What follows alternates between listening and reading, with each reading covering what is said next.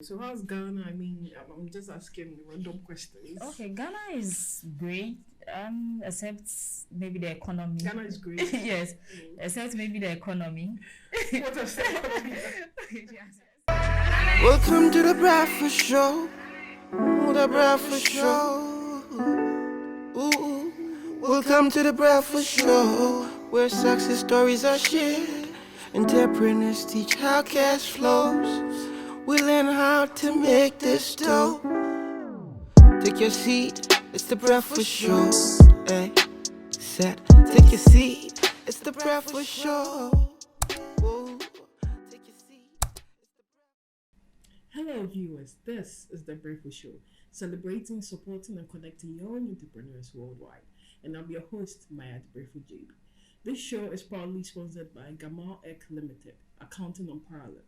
So Gamal Ek is an accountancy and a business consultancy firm that deals with bookkeeping, accounting, auditing, and all your business consultancy needs.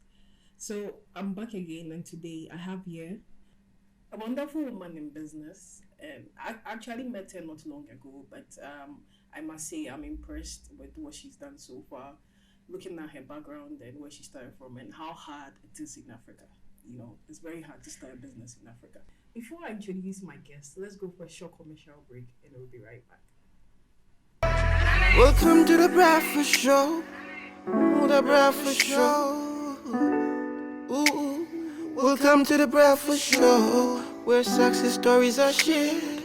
Entrepreneurs teach how cash flows. We learn how to make this dough. Take your seat, it's the Breakfast Show. Hey, set, take your seat, it's the Breakfast Show. Whoa. Take your seat.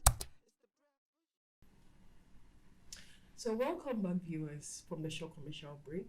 And as I said earlier, Rashida Ibrahim is our next guest.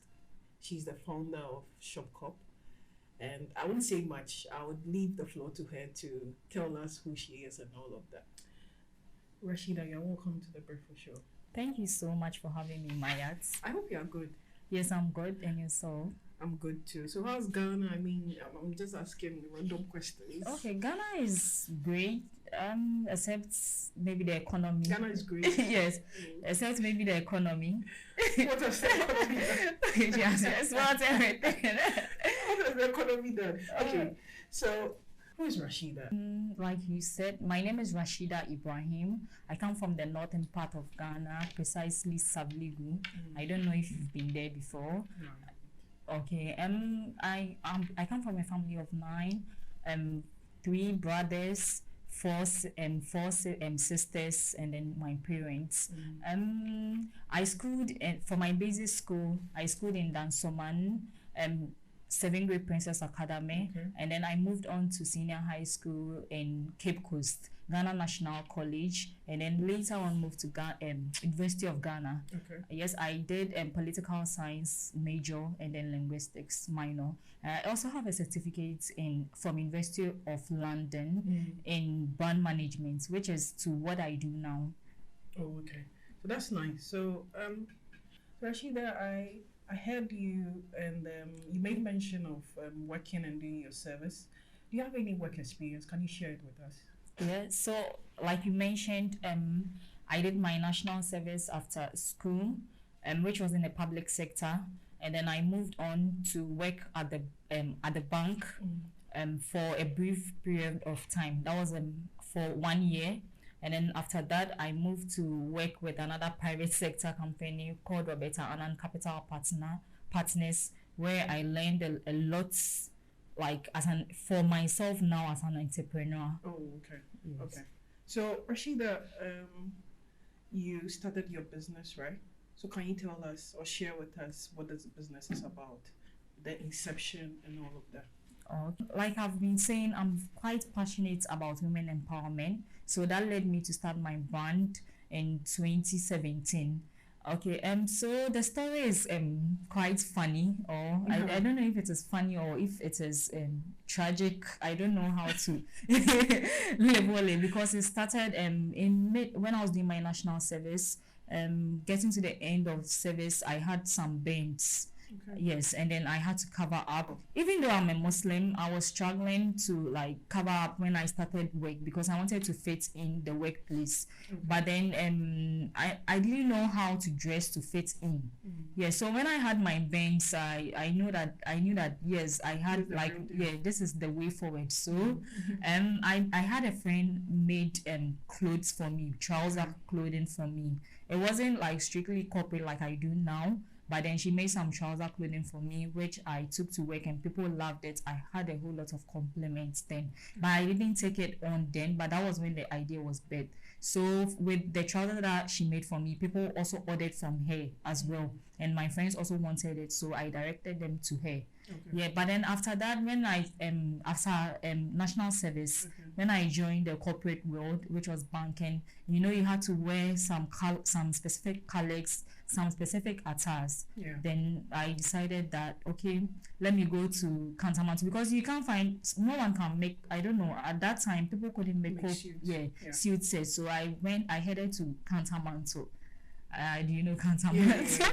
I headed to Kantamanto, got some thrift clothing. It was very difficult getting the pant suit sets, the trouser suit sets. So when I finally got it and then I took it to work, people loved it as well.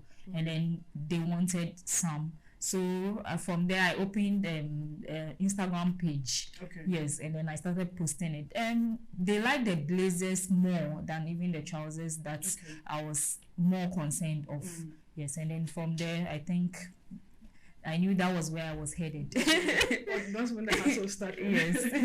Okay, so how did you fund your business? Maybe from inception, like how did you go about it? Did you use your personal savings, personal funds, family funds, loans? Just okay. So in the beginning, it was my personal funds because I was doing the thrift. It wasn't much. It's when I go and buy, I bring it then.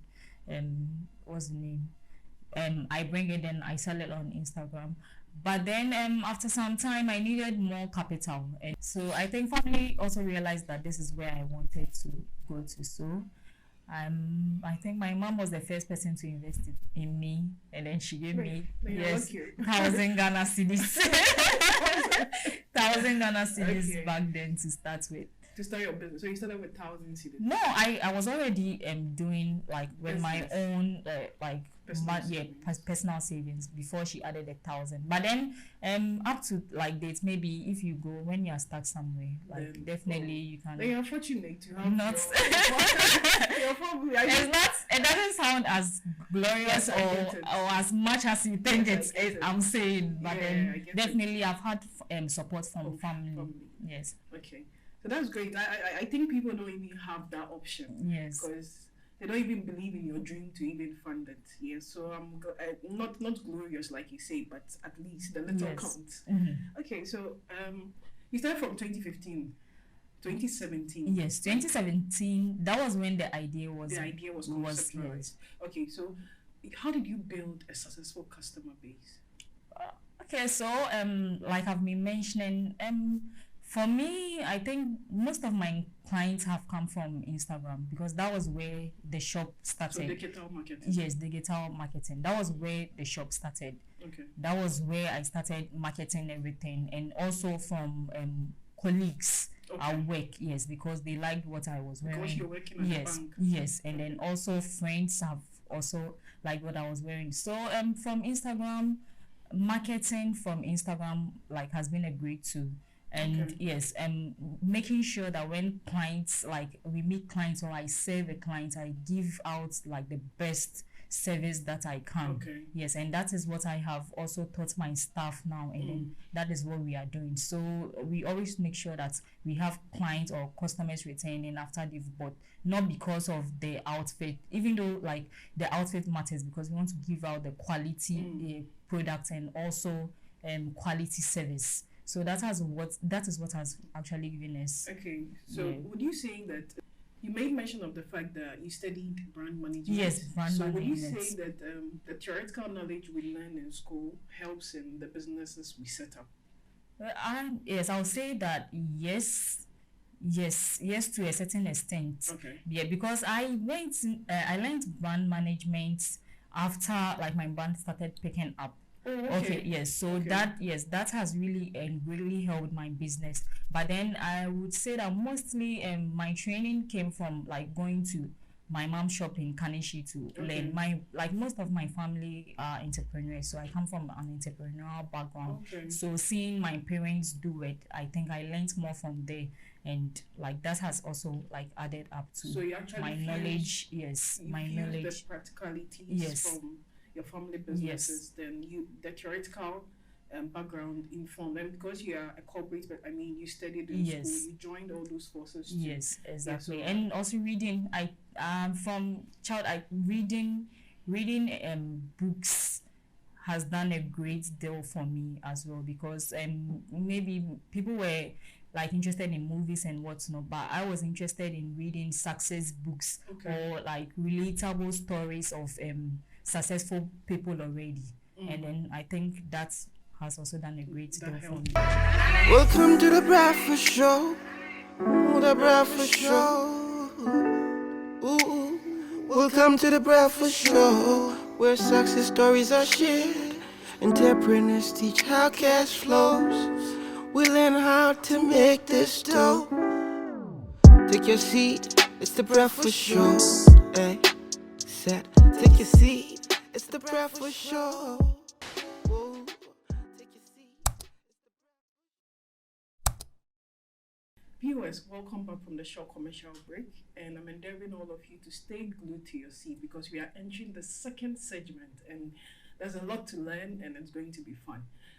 Okay, so Rashida, Yes. I hope you're good. Yes, I'm good. Yes, I'm good. So, can you tell us your typical day as an entrepreneur running a Shopcop business? Oh, okay, so basically, the job is a 24/7 job. There are no days off and then no times off. So for mornings, I don't do. Does my day starts at dawn or does it start? Because I don't even know if it starts or ends at dawn. Yeah. Because mostly I don't sleep early, so maybe by 12:01, that's when I notice what we have to do or some things that we have to do for the day. So that's the time I'm up to like text my staff or send them a voice note on what we are going to do for the day or how our pages should look like for the day, and then the theme we are going to have for that day, from like Instagram to if the what's the name, clients or customers work in, how they should be received, and then if there's anything to be done that day, maybe there's deliveries or some special orders that we have to take care of. I do all of that so that the time they get to the shop they will see it and then they can do it. So I'll say my day starts from that time. Yes, then mostly I wake up around 6 or 5 a.m. Sorry, because I'm a Muslim. I wake up to pray around 5 or 4:30. I wake up to pray around that time, and then I go back to sleep depending on how busy the day is going to be. I go back to sleep for an hour and then wake up. I used to go for walks and joggings. I don't know what happened, so that's on hold now. But then when I wake up at 6, I go back to look at what's like my emails. Yes, if I have some people I have to respond to, if I have some calls I have to make, because mostly we stock our outfits our outfits from like outside Turkey or Dubai. So I have to wake up earlier to be able to meet with the suppliers, because of the different timelines. So I can tell them or make sure that items are being delivered to the cargo, so that I can receive it on time. So I have to make sure, and then also items are being picked up from the suppliers places, and then the type of outfits I want and whatnot. Yeah, so between that and then replying my emails, with my accountants and what's not. Then, so let's say the day will now begin around 8 or 9. I take my breakfast and then I head to the shop. So sometimes when you sleep at 2 a.m., you wake up by 4 just to pray, then you go back to sleep. Okay, so I think it's very hectic, but And one day you just go back and smile. As you take the battle on as an entrepreneur, like as any like given moments, ideas pop into your mind. Sometimes you don't want to forget it, so you want to put it into motion. And then the best times are later in the day or early in the day. So I choose to do it later in the day, so that I can have my mornings to myself. Yeah. So what I meant was that you're actually modeling into Bill Gates factor. Well, I hope so. I hope the money is like that. How many businesses actually have this strategy? They feel like the 8 hours day, they do everything in that 8 hours and they just go back to sleep. But you have, at dawn, that is where everybody is quiet so that you can think of or strategize for the business. So I was just adding to it that I think you're heading towards the success rate. I hope it comes with the money. So Rashida, you mentioned you're Muslim. Yes. And people start business and that's not what the family wants. They want them to do certain businesses just to fit the family name or probably the trademark of the family. So has business affected your family life? You're not married, right? No, I'm not married. So that's a hectic one. Yeah, because when I started with my business, that's if I was supposed to be doing clothing, I think that my parents would have loved me to do the buyers and then the cover ups and whatnot, because that's what actually resonates and sells faster, and then also resonates with the Islamic background. But then I'm passionate about what I do now, and then the clothes that I sell, I make sure that they are modest enough. I can't do, like, I'm not a saint. I can't do it all, to perfection as a Muslim. But then I make sure that I bring in modest clothing for women in the corporate world. I think that when I started, my mom especially didn't like that aspect, or she didn't like that point of like what I was doing. And she already also being a businesswoman. Yeah, she felt like selling the buyers could also make more money than what I'm doing now. Yes, but then I followed my passion and I made sure I stood to my grounds on what I wanted. I think gradually they are accepting it. So whether they accept, in fact, whether they accept it or not, so you're not doing anything illegal. You just go with the flow. Yes. Okay, so Rashida, what is your greatest fear as an entrepreneur, and how do you manage such fears? My greatest fear will be to fail or failure. Not as in definitely failure is needed in the process, but then to fail and not get to the vision that I have in mind.